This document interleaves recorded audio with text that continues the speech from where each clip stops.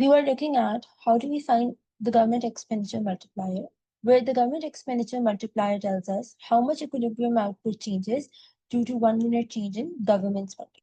So there are two equivalent ways to do that.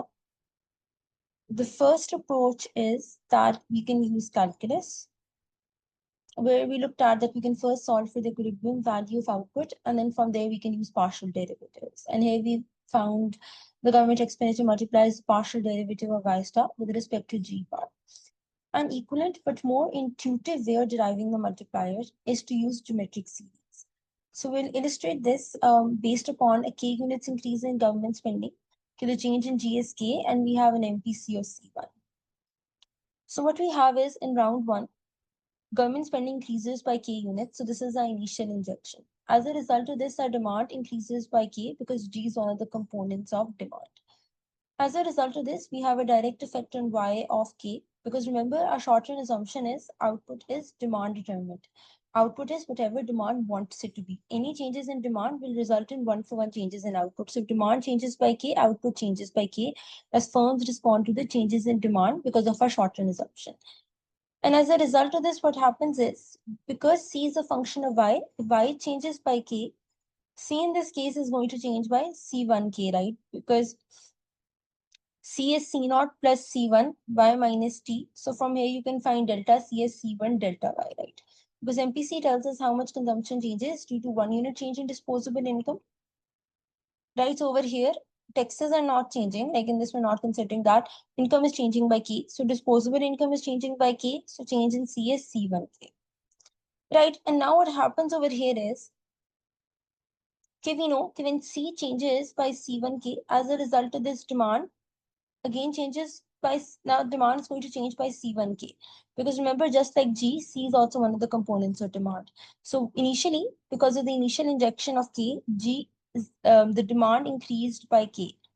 And that eventually we know fed into a change in C or C1k. This change in C is again going to change demand, because C is also a component of demand like G. So demand changes by C1k.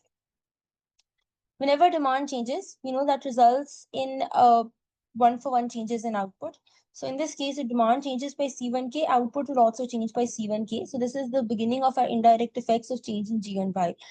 This was the direct effect on Y because of a change in G, the initial injection.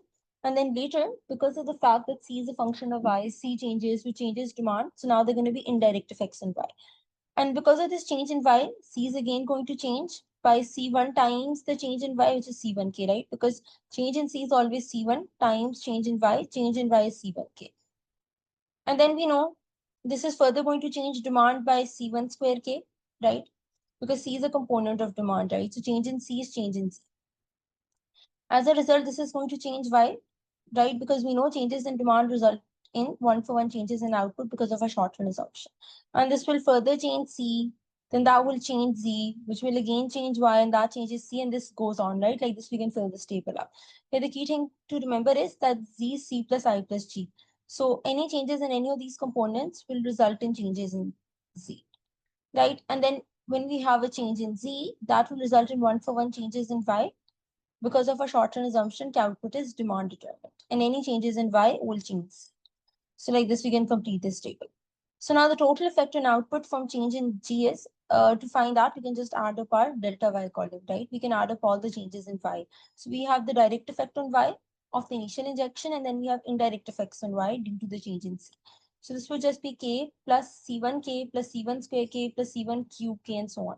Here we can take K common and factor it out. So we have this. Now over here, 1 plus C1 square plus C1 cube, so on, is what we call an infinite geometric series. Now an infinite geometric series is of the form A plus AR square plus AR cube plus so on. So it's a sum of terms where each term is obtained by multiplying the previous term by a constant, which is called the common ratio R, right? The second term is obtained by R, multiplying the first term with R. The third term is obtained by multiplying the second term with R and so on, right? So each term is obtained by multiplying the previous term by a constant called the common ratio. Right, so in this case, in this infinite geometric series, the first term is 1 and the common ratio is C1.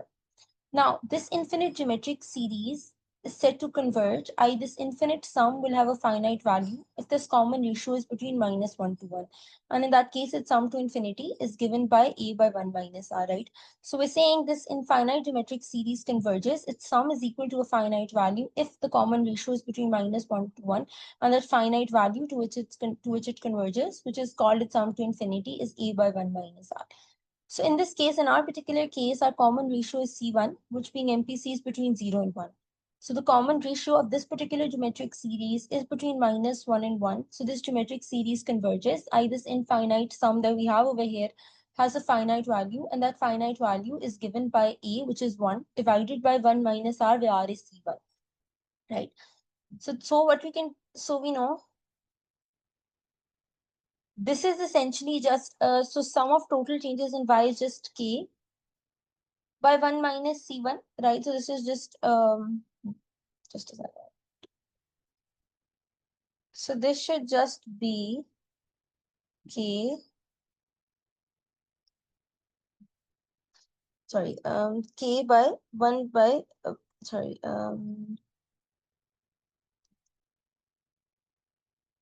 so this is K by 1 minus C1, right?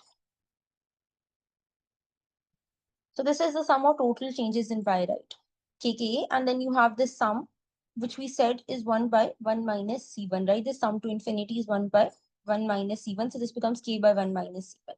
So now we can find the government expenditure multiplier as sum of total change in Y, which includes both direct and indirect effects on Y, divided by change in G.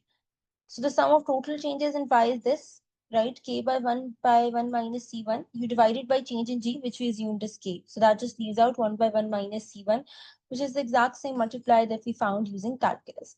So there are two equivalent ways that you can derive your multipliers in this goods market model. One is you can use calculus like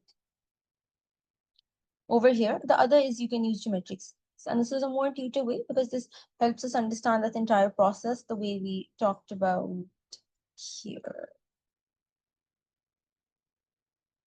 So we talked about that just here, right?